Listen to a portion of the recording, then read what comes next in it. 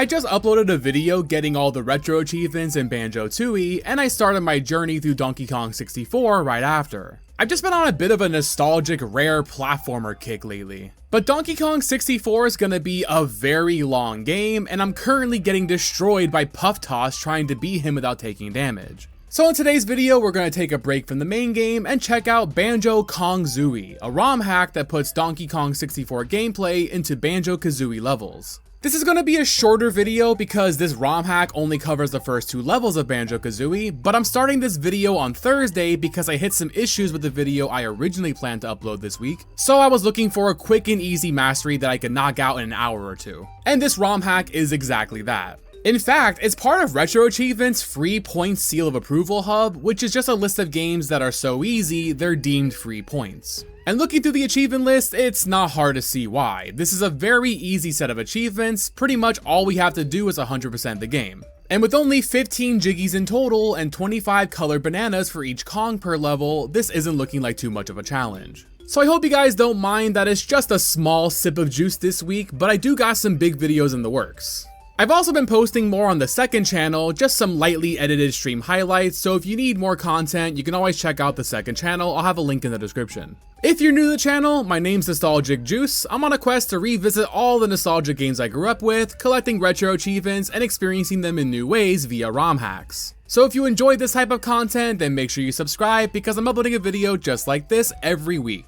With that said, let's get this crossover episode started. We start things off in Spiral Mountain, and before we can get to the levels, we have 5 banana coins to find here, so it's a nice way to get our bearings. A few details are missing, there's no bottles, molehills, and a few rocks here and there are gone, but overall, it's a pretty faithful recreation. After exploring for a bit and collecting some coins, I headed up Spiral Mountain where the game told me, maybe you should explore more. I mean, I thought I was exploring pretty thoroughly, but it turns out I missed a coin hidden in the area where Banjo can practice defeating enemies. And grabbing that gets us our first achievement for finding all of the coins in Spiral Mountain. Now we can head inside Grunty's tower and pick up our first Jiggy right where it is in the original game. And with that Jiggy, we now have enough to open the first level, so we head inside to explore Mumbo's mountain. The gameplay is what you would expect from Donkey Kong 64, just streamlined a bit by the fact that there's only 5 Jiggies per level and only 25 colored bananas for each Kong, instead of the standard 25 gold bananas and 500 colored bananas.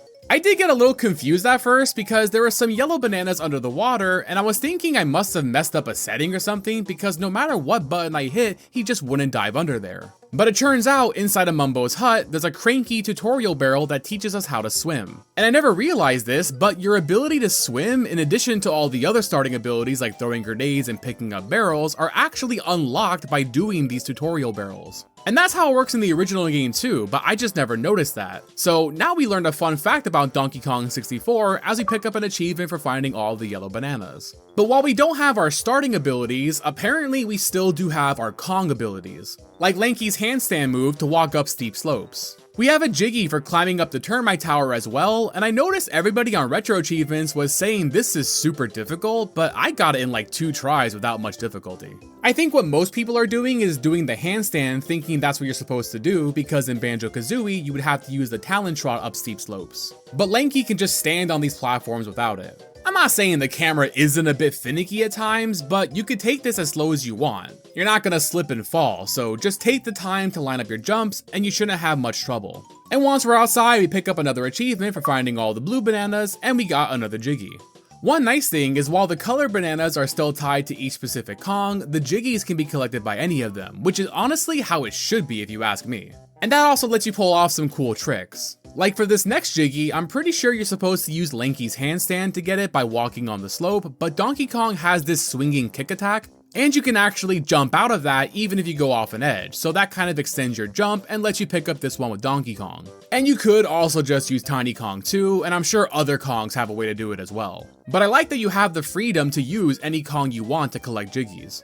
After finding Tiny's purple bananas, we pick up another achievement and our 4th Jiggy. And for the last one, we use Diddy Kong since he has some red bananas here, and we jump up to find our last Jiggy where the Grunty switch normally is. And then that gets us an achievement for finding all the Jiggies, and then we track down the rest of his red bananas for another achievement. And then all that's left is to pick up Chunky's green bananas, and I have no idea what happened there, but there we go, that's our last achievement. And then somehow we got out of bounds by walking into the mountain. But hey, you know, that's another way to grab that Jiggy that we got earlier.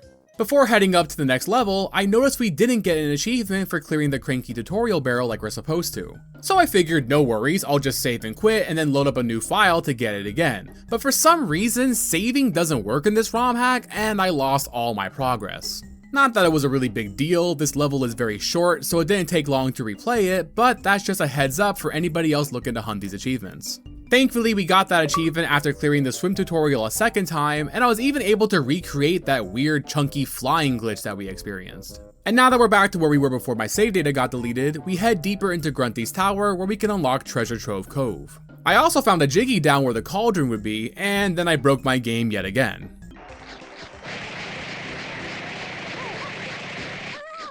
I like how the Jiggies in Grunty's castle are in spots where you would think to check if you ever played Banjo Kazooie. Though not every area is explorable, so even if you're unfamiliar, it wouldn't take you long to find these. I found one more in the room where you would unlock Click Clock Wood, and then the last one outside of Treasure Trove Cove, and that gets us an achievement for finding them all in Grunty's tower. So with that done, we can head into the second and last level, Treasure Trove Cove.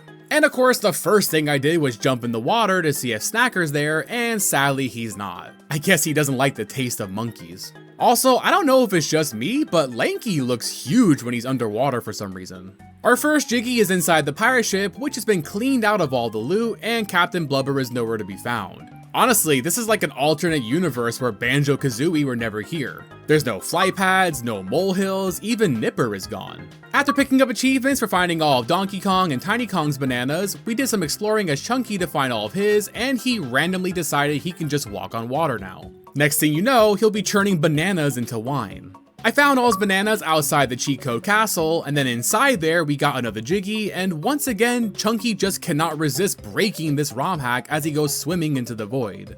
I know there's a saying that walls don't exist in Donkey Kong 64, but now I'm thinking it's the Kongs that are broken, not the walls. We switch to Diddy Kong next, and who needs flight pads and feathers when you have a jetpack and infinite crystal coconuts? Kazooie wishes she was this cool. We grab a Jiggy inside this little hole in the wall, and then we grab another one on top of where the lighthouse used to be, but it's just not there for some reason. And of course, I couldn't resist the urge to just jump in the hole. And then after climbing my way all the way back up, I grabbed the rest of Diddy's red bananas for an achievement. And then I got the last Jiggy completely by accident. I just jumped off the lighthouse in a random direction, and somehow I managed to land on the ledge where the last Jiggy was sitting. I guess I just got that epic gamer intuition. All that's left now is to find Lanky's bananas, and they're pretty much all in the same area, which is how it's been for all of them pretty much, which actually makes the whole switching Kong things a little less tedious. Sometimes in Donkey Kong 64, it feels like the developers just threw collectibles around at random, but in this one, all the colored bananas are usually in the same area, or at least around an area where you would want to use that specific Kong. Once we get the last one, we got our achievement, and sadly, that is where this ROM hack ends. We just have one final achievement for heading back to Banjo's house to roll the credits, and with that, we've officially mastered Banjo Kong-Zooie, making this my 28th mastery on retro achievements. It may have been a short run, but I like this ROM hack a lot. It took me less than an hour to master, and that includes having to replay the first level, so this is definitely the easiest retro achievement mastery I've done on the channel.